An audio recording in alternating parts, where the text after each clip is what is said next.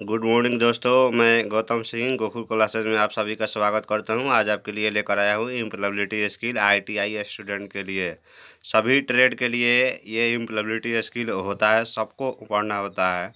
आपके लिए मैं लेकर आया हूं संचार कौशल, श्रवण कौशल, स्वरोजगार, प्रदूषण, गृह व्यवस्था, बैंकिंग से रिलेटेड ऑब्जेक्टिव क्वेश्चन लेकर आया हूँ। पिछला वीडियो में आप हमारा देख सकते हैं जिसमें कंप्यूटर से रिलेटेड ऑब्जेक्टिव क्वेश्चन है। उससे पहले हमारा बहुत सारा वीडियो है जिसमें मॉडल सेट आपके लिए तैयार किया हूँ। मॉडल सेट है जिसमें आपको बहुत ही महत्वपूर्ण क्वेश्चन है जो आपके एग्जाम में बहुत ही आपको हेल्प मिलेगा।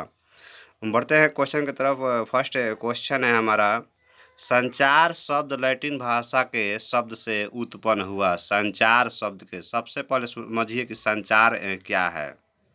तो संचार जो है एक प्रकार का आदान प्रदान है जो एक दूसरे को समझने की कला होती है, वो हमारा संचार है। जैसे आपको उदाहरण के तौर पे समझाते हैं, जब एक शिक्षक अपने विचारों को छात्रों तक भाषण के माध्यम से पहुंचाता है तब उससे दोनों के एक दूसरे से प्रभावित होते हैं, जिससे शिक्षक के अपने विचारों को संप्रेषण करने की उद्देश्य पूर्ति होती है। संचार वह प्रक्रिया है जिसमें दो या दो से अधिक व्यक्तियों के बीच विचारों को, अनुभूतियों को, प्रभावों को आदान प्रदान होता है। ठीक है, तो इस तरह संचार शब्द के भाषा जो है कम्युनिकेशन जो है, जिसकी उत्पत्ति लैटिन भाषा के कम्युनाइनिस शब्द से हुई थी, जिसका अर्थ होता है कम्युनिस्ट का अर्थ होता है कि किसी माध्यम के द्वारा किसी विषय अथवा वस्तु की साझेदारी करना। यानी कि किसी भी माध्यम के द्वारा किसी विषय पे साझेदारी करना, विचार एवं भावनाओं की दूसरे के साथ बांटना, यही हमारा संचार कहलाता है। तो हमारा आंसर हो जाएगा बी नंबर। बढ़ते हैं नेक्स्ट क्वेश्चन की तरफ। नेक्स्ट क्वेश्चन है हमारा, संचार के कितने प्रकार होते हैं। संचार के कितने प्रकार होते हैं। तो आपको 5 सेकंड का टाइम है, आप सोच सकते हैं संचार के कितने प्रकार होते हैं। तो देखिए, संचार के 3 प्रकार होते हैं। 3 प्रकार 3 प्रकार होते हैं, मौखिक संचार, लिखित संचार, अमौखिक संचार। तो आपका यहाँ आंसर हो जाएगा बी नंबर। बढ़ते हैं नेक्स्ट क्वेश्चन की तरफ। नेक्स्ट क्वेश्चन है हमारा, शाब्दिक शाब्दिक लिखित संचार का प्रयोग भूतकाल में किस घटना के विषय में लिखकर बताया जाता है। शाब्दिक लिखित संचार का प्रयोग भूतकाल में किस घटना में किया जाता है। तो रिपोर्ट, ईमेल, पत्र। देखिए, रिपोर्ट द्वारा भी हम लिखते हैं, ईमेल में भी लिखते ही हैं, पत्र में ही लिखते ही हैं। तो ये आंसर हो जाएगा सभी, डी नंबर। बढ़ते हैं नेक्स्ट क्वेश्चन की तरफ। नेक्स्ट क्वेश्चन है हमारा, संचार एक आर्थिक प्रक्रिया है, राजनीतिक प्रक्रिया है, सामाजिक प्रक्रिया है, बेहद जटिल अंत क्रिया है। तो देखिए, संचार एक बेहद जटिल अंत क्रिया है, इसलिए आंसर हो जाएगा हमारा डी नंबर। बढ़ते हैं नेक्स्ट क्वेश्चन की तरफ। नेक्स्ट क्वेश्चन है हमारा, आँखों से इशारा करना किस प्रकार का संचार है। आँखों से इशारा आपको हम बता दें कि मौखिक मौखिक संचार जो है, एक दूसरे से आमने सामने बात जो होती है वो हमारा मौखिक बात हो गया।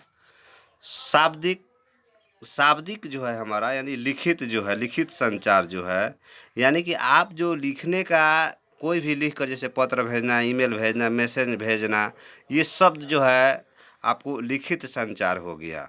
तो आँखों से इशारा करना यानी कि अशाब्दिक है, जैसे हाव भाव, जैसे आँखों से इशारा कर दिए, आप आँख से आँख अपना इधर उधर कर दिए, या शरीर से आप हिला डुला कर, या हाथ से इशारा कर दिए, ये सब हमारा अशाब्दिक है। यानी आँखों से इशारा करना किस प्रकार का संचार है, अशाब्दिक है, या अमौखिक संचार भी कह सकते हैं। अमौखिक संचार भी कह सकते हैं, अशाब्दिक भी कह सकते हैं। तो इसका आंसर हो जाएगा सी नंबर। बढ़ते हैं नेक्स्ट क्वेश्चन की तरफ। नेक्स्ट क्वेश्चन है हमारा, प्राक्सिमिक्स का मतलब क्या है। प्राक्सिमिक्स का मतलब प्रॉक्सिमिक्स का मतलब होता है भौतिक जगह के प्रयोग से संबंधित, यानी कि साइंस की जगहों पे प्रयोग से संबंधित हमारा प्रॉक्सिमिक्स कहा जाता है। तो इसका आंसर सीधा हो जाएगा आपको संचार के दौरान रखी जाने वाली व्यक्तिगत शारीरिक संचार। तो इसलिए इसका आंसर हो जाएगा डी नंबर। बढ़ते हैं नेक्स्ट क्वेश्चन की तरफ। नेक्स्ट क्वेश्चन है उपयुक्त शारीरिक भाषा वार्तालाप को है, उपयुक्त शारीरिक भाषा वार्तालाप को है हतोत्साहित करना, प्रोत्साहित करना, कम करती या रोकना। तो उपयुक्त शारीरिक भाषा जो है प्रोत्साहित करना होता है, तो प्रोत्साहित करना होता है, इसलिए हमारा इसका आंसर हो जाएगा डी नंबर। बढ़ते हैं नेक्स्ट क्वेश्चन की तरफ। नेक्स्ट क्वेश्चन है हमारा संचार के कितने तत्व होते हैं, संचार के कितने तत्व होते हैं। तो देखिए संचार के 7 तत्व होते हैं, 7, यानी कि इसका आंसर हो जाएगा डी नंबर। 7 तत्व होते हैं। 7 तत्व जो है हमारे कौन कौन होते हैं ये आपको हम बता देते हैं यहीं पे। संदेश भेजने वाला, जो संदेश भेजता है वो भी एक हो गया तत्व। दूसरा संदेश पाने वाला, एक कोडिंग हो गया। संचार का माध्यम, कौन से माध्यम से आप भेज रहे हैं, फीडबैक क्या मिला, डिकोडिंग क्या हुआ उसका, प्राप्तकर्ता, जो व्यक्ति संदेश को प्राप्त करता है उसको प्राप्तकर्ता कहते हैं। ये 7 हमारा होता है संचार के तत्व। बढ़ते हैं नेक्स्ट क्वेश्चन की तरफ। नेक्स्ट क्वेश्चन है सुनने का तात्पर्य है, सुनने का तात्पर्य है। तो सुनने का द्वारा हम जो है विभिन्न प्रकार की सूचना प्राप्त करते हैं, सुनने के द्वारा हम विभिन्न मुद्दों पर समझ पाते हैं, सुनने के द्वारा हम विभिन्न विषयों को सीख सकते हैं, सुनने के द्वारा हम आनंद की अनुभूति भी करते हैं। तो सुनने का तात्पर्य जो है देखिए ऑप्शन आसपास मौजूद उद्दीपकों से उत्पन्न आवाज़ का कानों तक पहुंचना, किसी व्यक्ति विशेष की बातों पर ध्यान देना, चेतन रूप से कुछ विशेष ध्वनियों पर ध्यान देना। तो देखिए ये सभी हो सकते हैं सुनने का तात्पर्य, इसलिए इसका आंसर हो जाएगा डी नंबर। बढ़ते हैं नेक्स्ट क्वेश्चन की तरफ। नेक्स्ट क्वेश्चन है हमारा पढ़ते समय अगर आसपास कोई शोर हो तो क्या करना चाहिए। पढ़ते समय आसपास कोई भी शोर हो तो क्या करना चाहिए। देखिए ऑप्शन है हमें उसे शांत करने की कोशिश करना चाहिए, उस पर ध्यान नहीं देना चाहिए, कुछ देर बाहर निकलकर उसमें शामिल होना चाहिए, मुंह ढककर कुछ देर सो जाना चाहिए। देखिए हमें उसमें शांत करने की कोशिश करना चाहिए तो आपका समय लॉस हो जाएगा, कुछ देर बाहर निकल कर उसमें शामिल होना चाहिए, आपका भी समय लॉस होगा, मुंह ढककर कुछ देर सो जाना चाहिए, समय आपका बर्बाद होगा। इसलिए पढ़ते समय अगर आसपास कोई शोर सुनाई दे आपको तो उस पर ध्यान नहीं देना चाहिए, इसलिए इसका आंसर हो जाएगा बी नंबर। बढ़ते हैं नेक्स्ट क्वेश्चन की तरफ। नेक्स्ट क्वेश्चन है हमारा श्रवण कैसे प्रक्रिया है। श्रवण जो है कैसी प्रक्रिया है। श्रवण का मतलब होता है सुनना होता है, यानी कि हमारे आसपास उत्पन्न होने वाली आवाज़ों को हमारे कानों तक पहुंचने से जो सुनते हैं उसे ही हम सुनना कहते हैं। श्रवण मतलब कैसी प्रक्रिया। श्रवण जो है मानसिक एवं सक्रिय प्रक्रिया है, इसलिए इसका आंसर हो जाएगा ए नंबर। बढ़ते हैं नेक्स्ट क्वेश्चन की तरफ। नेक्स्ट क्वेश्चन है हमारा श्रवण के कितने प्रकार होते हैं। श्रवण के कितने प्रकार होते हैं। तो देखिए सुनना के 4 प्रकार होते हैं। पहला आपको हम बता देते हैं चयनात्मक सुनना, निष्क्रिय सुनना, क्रियाशील सुनना, प्रभावी सुनना। तो इसलिए इसका आंसर हो जाएगा डी नंबर। बढ़ते हैं नेक्स्ट क्वेश्चन की तरफ। नेक्स्ट क्वेश्चन है हमारा श्रोता में पूर्ण संदेश का रूप से सजग होकर ग्रहण करना क्या कहलाता है। पूर्ण रूप से अगर आप सजग ग्रहण करना चाहते हैं तो आपको जो है इसमें सक्रिय भी होना पड़ेगा, सक्रिय और प्रभावी श्रोता, यानी कि आपका इसमें जो है सक्रिय श्रोता और प्रभावी श्रोता। तो इसमें आपको जो है सक्रिय श्रोता होगा आंसर ए नंबर, हमेशा सक्रिय रहना पड़ेगा आपको। बढ़ते हैं नेक्स्ट क्वेश्चन की तरफ। नेक्स्ट क्वेश्चन है प्रभावी सुनना के लिए निम्न में से कौन किसकी ज़रूरत होती है। प्रभावी सुनना के लिए निम्न में से किसकी ज़रूरत होती है। एग्रता, ध्यान, ए और बी दोनों इनमें से कोई नहीं। देखिए इसमें एग्रता का भी जरूरती है, एकाग्रता होना चाहिए आपके अंतर, और ध्यान भी होना चाहिए। इस तरह दोनों होना चाहिए, एकाग्रता और ध्यान। इसलिए इसका आंसर हो जाएगा सी नंबर।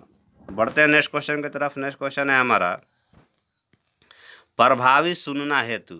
प्रभावी सुनना हेतु, प्रभावी सुनना हेतु क्या है हमारा?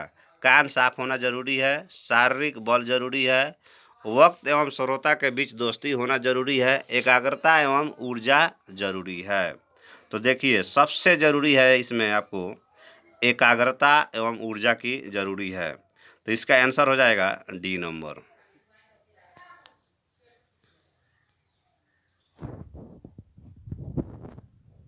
बढ़ते हैं नेक्स्ट क्वेश्चन की तरफ। नेक्स्ट क्वेश्चन है तो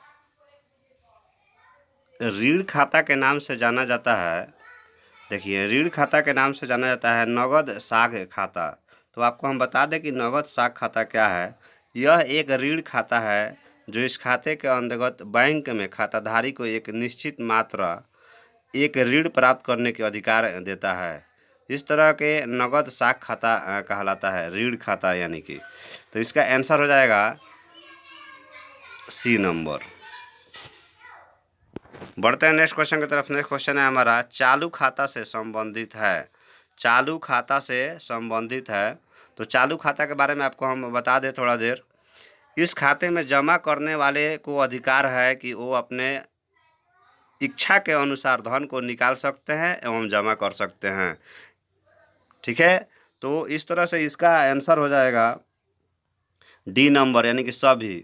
अधिक विकर्ष की सुविधा, इच्छा अनुसार धन निकालने की सुविधा, जमा पर कोई ब्याज नहीं। तो ये सभी है इसका आंसर, इसलिए इसका आंसर हो जाएगा डी नंबर। बढ़ते हैं नेक्स्ट क्वेश्चन की तरफ। नेक्स्ट क्वेश्चन है हमारा बचत खाता के अंतर्गत शामिल होता है। बचत खाता के अंतर्गत शामिल होता है धन संयम को प्रोत्साहन, जमा अधिकतम अवधि। बचत खाता, तो देखिए बचत खाता के अंतर्गत जो है इस प्रकार का खाता है जिसमें व्यक्ति अपना उपयुक्त होता है जो कभी कभी तथा बहुत छोटी छोटी मात्राओं में रुपये जमा करना या निकालना चाहते हैं। बचत खाता मुख्यतः निश्चित एवं कम आय वाले गृहस्थों की सुविधा के लिए होता है ये बचत खाता। इसलिए इसका आंसर हो जाएगा धन संयम को प्रोत्साहन, जमा की अधिकतम अवधि। इसलिए इसका आंसर हो जाएगा, दोनों आपका आंसर हो जाएगा ए और बी, इसलिए आंसर हो जाएगा सी नंबर। बढ़ते हैं नेक्स्ट क्वेश्चन की तरफ।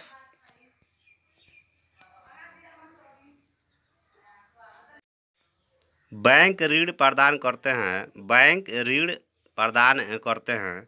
तो बैंक ऋण प्रदान करते हैं ऋण तथा अग्रिम, विनिमय पत्रों की कटौती, नगद शाखा, यानी कि ये सभी आंसर हो जाएगा इसका, यानी कि इसका आंसर हो जाएगा डी नंबर। बढ़ते हैं नेक्स्ट क्वेश्चन की तरफ। नेक्स्ट क्वेश्चन है हमारा बैंक अपने ग्राहकों एवं व्यापारियों के निम्न के आधार पर ऋण की सुविधा देते हैं।